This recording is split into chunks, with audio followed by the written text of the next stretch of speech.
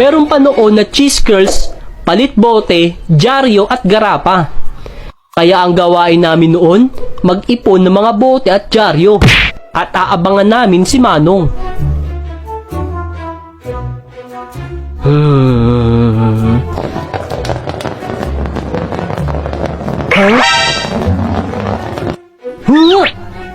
Bote, dyaryo, garapa, kayo dyan. Ma, may bote pa ako sa ilalim ng lamesa, yung ketchup. Eto na po, Manong. Oh, eto na, bata. Nyam, nyam, nyam, nyam, nyam, nyam, nyam. Ay, sobrang sarap. Nakakamiss yun ah. Napakadami pang chichirya na paborito noon ng mga batang 90s. Pero, bukod sa chichirya, marami din tayong alaala sa mga paborito nating candy. Katulad ng Stay Fresh.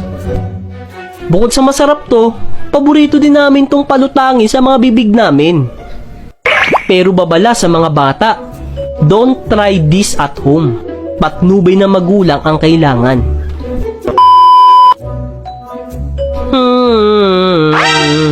Huh? Uy, anong ginagawa nyo? Nagpapalutang kami ng Stay Fresh, patagalan. Wow, paano yan?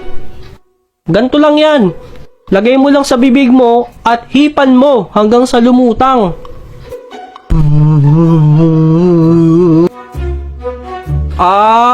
Subukan ko.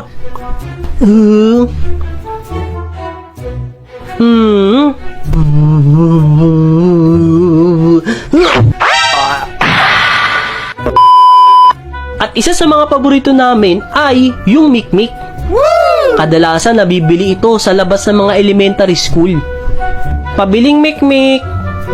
Hehehe, masarap to. Kaya mo sipsipin ang Mikmik ng diretso? Ha? Sino ka ba? Madali lang yan. Sige nga.